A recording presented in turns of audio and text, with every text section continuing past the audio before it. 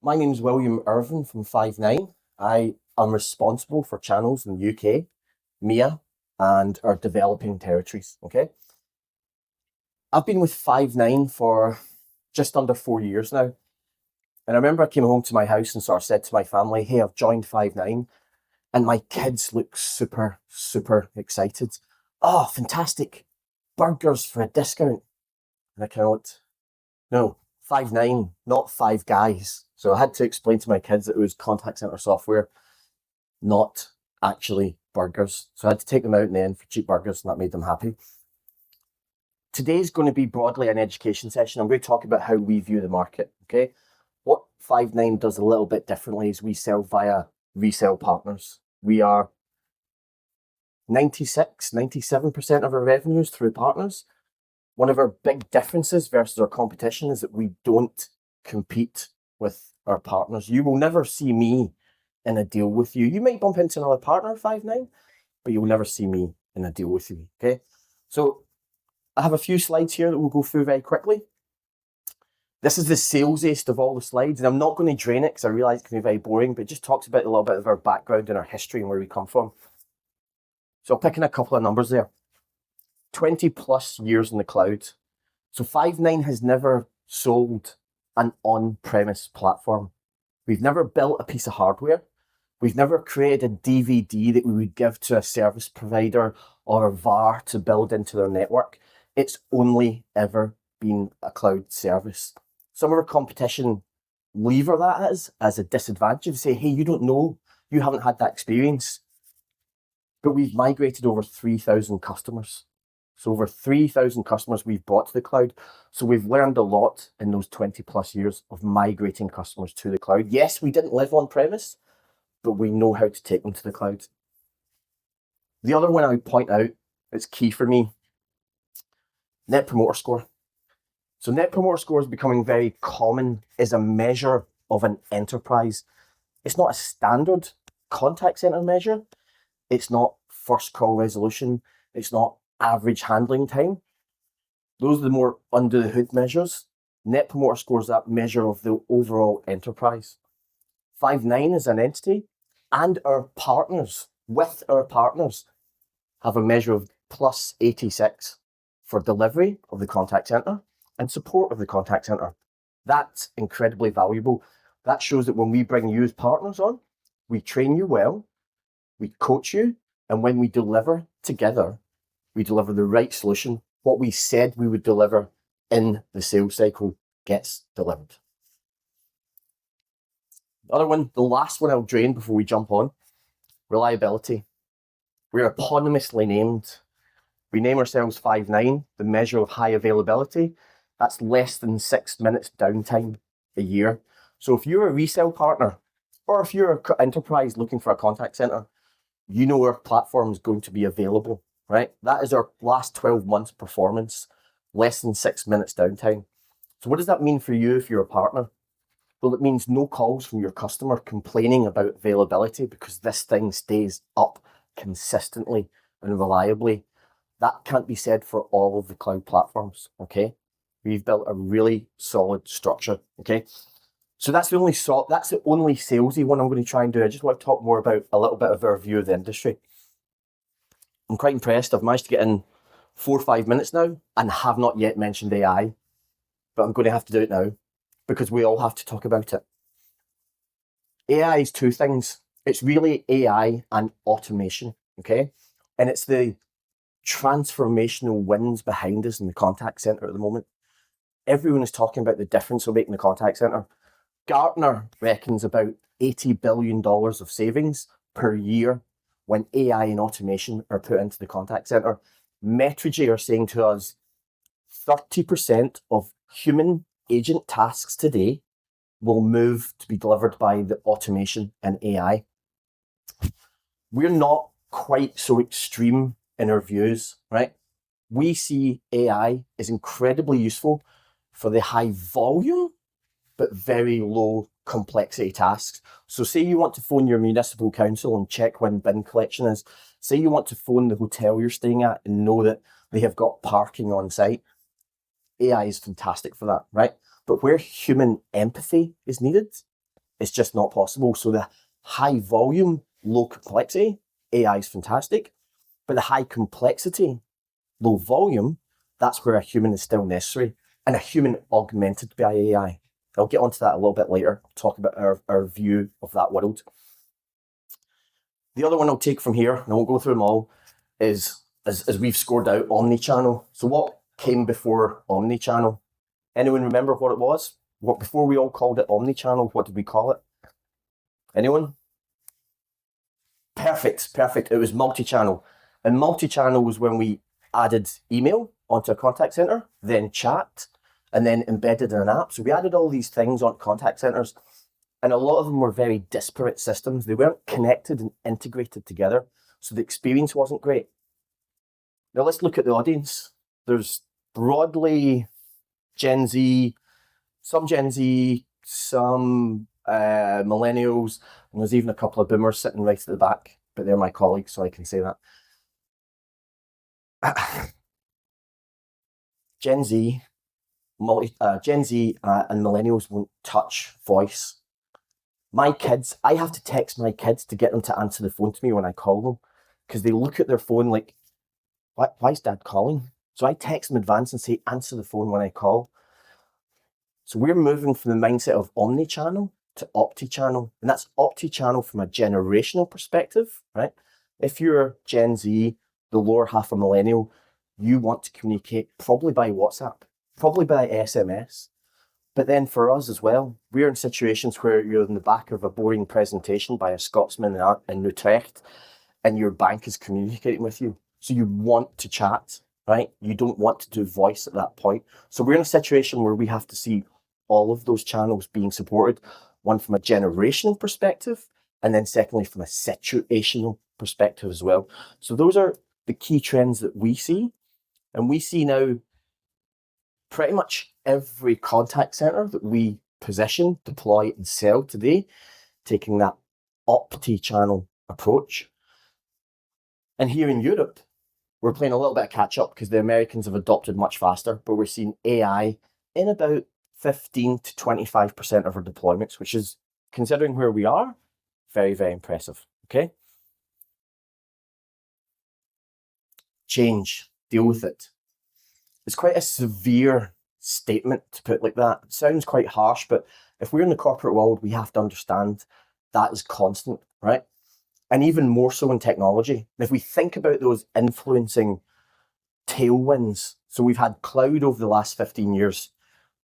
I sold cloud, or I tried to sell cloud for 5 years in BroadSoft. I was constantly trying to get service providers to adopt it.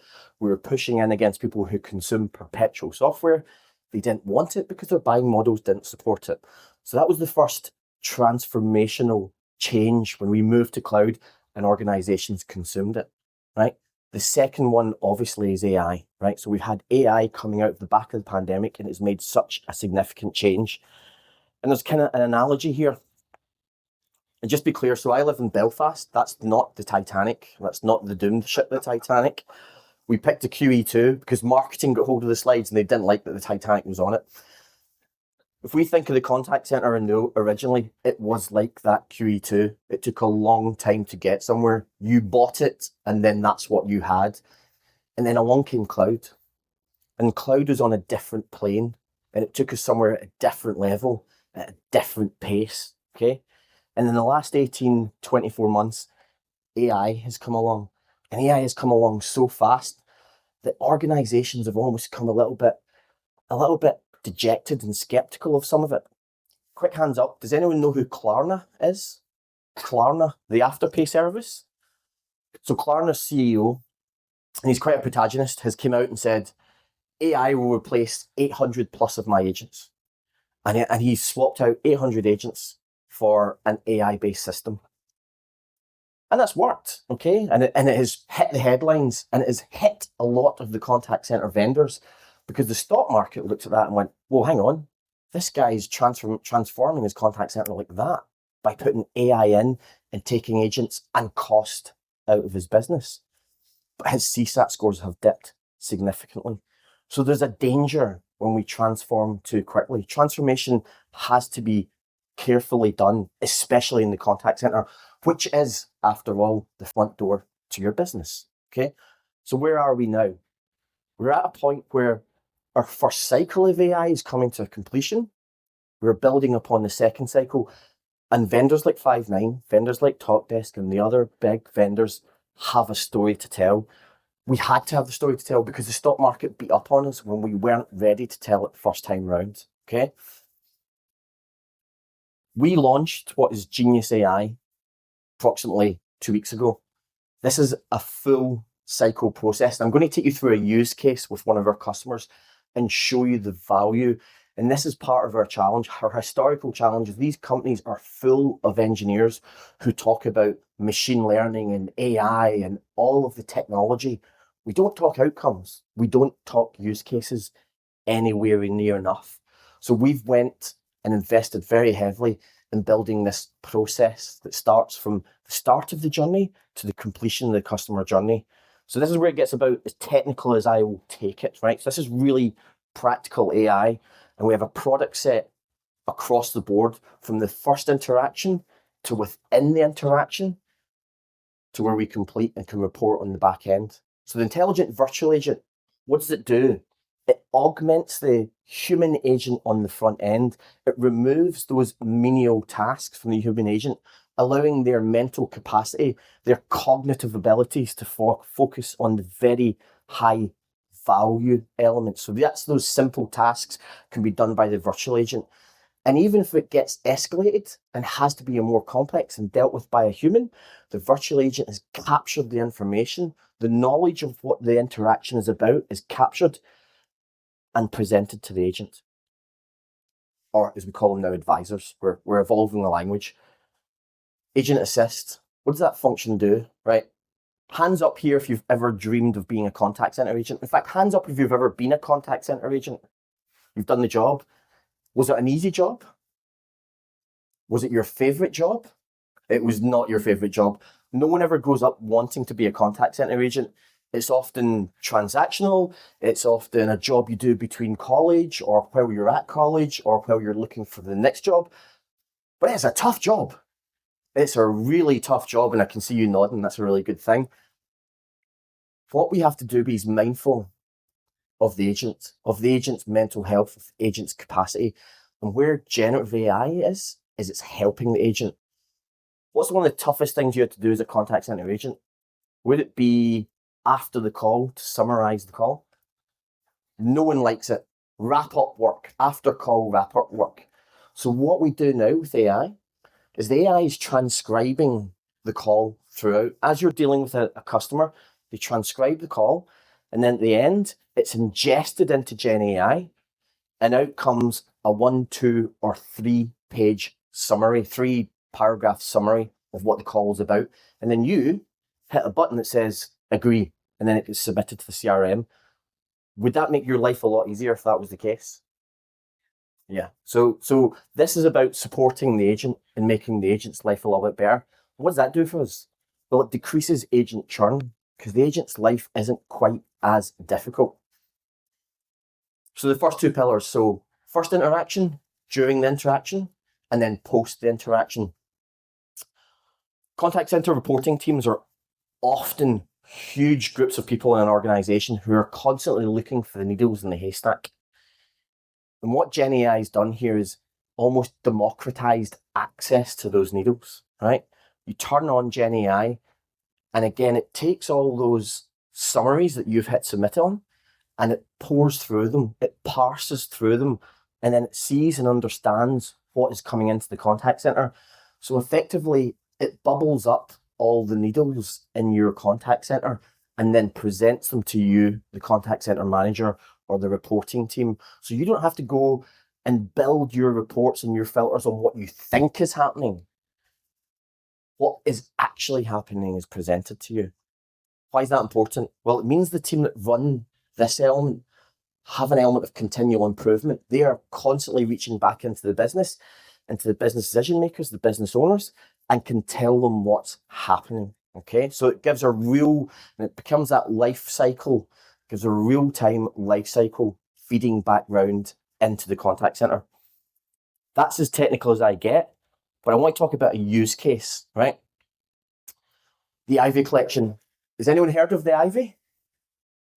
It's a very, very upper class restaurant brand in the UK. They have a lot of chains in the UK, okay? Um, and they came to us and we spoke with them and they said, we want a real white glove automated service. We want something where our customers can phone in, book a table, then they get an SMS and they get constant updates on what it was. We've built that with the IVA, right? We built that with the virtual agent. It sits in front of the IV's call center and you can book a white glove experience. Now, because it's the Ivy and Five9 team were really desperate to get a discount because it's a very, very nice restaurant. We've built a really good relationship with the CTO of the Ivy, and he comes to all our events and he says how fantastic we are. We are, but he will say it with us too. And we were sitting around, and this is about 6 or 7 months ago at a restaurant, one of his restaurants, and we were sitting around and he says, do you know what my big challenge is? Who's my biggest competitor? And we suggested all the other restaurant chains in the UK, and he went, no, it's Netflix and chill. Now, for some of us in here, that means a different thing, but what it really means is inertia, right? The challenge is inertia because people go, I can't be bothered. So even a restaurant chain like the Ivy, where you often pay a deposit to go, some people just don't turn up. And he sees that and he loses covers and he loses seats and he loses revenue. So he said, I need a solution that at short notice can call out and suggest to my existing customers, all under GDPR, all compliant with GDPR, but suggest to my solid existing customers, hey, I've got a free table tonight for 8. If you come, I'll give you 30% off.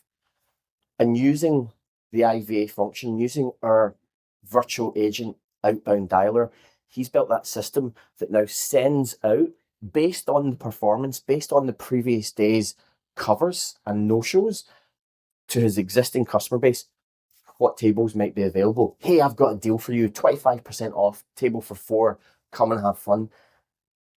He's seen an 11% increase and a 20% decrease in no-shows in his restaurant since he's put this system in place. And that came from that look back system. It came from that review, that discussion, and that constant investment in the customer. And the thing, and I don't know if I really belabored it enough, we did that with a partner. So that wasn't Five9 on their own. That was Five9 and another MSP or a CSP, as we call them in the UK, a communication service provider who's been coached, taught, and educated in the delivery of Five9 platform. We built that relationship with the Ivy, with the CSP, and we went to market with them incredibly successfully. Okay, so that's all I had for you today from an update and educational perspective. Those teams here. So if you're considering partnership, please come to the Nuvei stand, spend some time with us in Nuvei. We'll have a talk and any questions you may have, and you will be supported well by my sales teams and channel teams here in the Netherlands. Thank you very much for your time.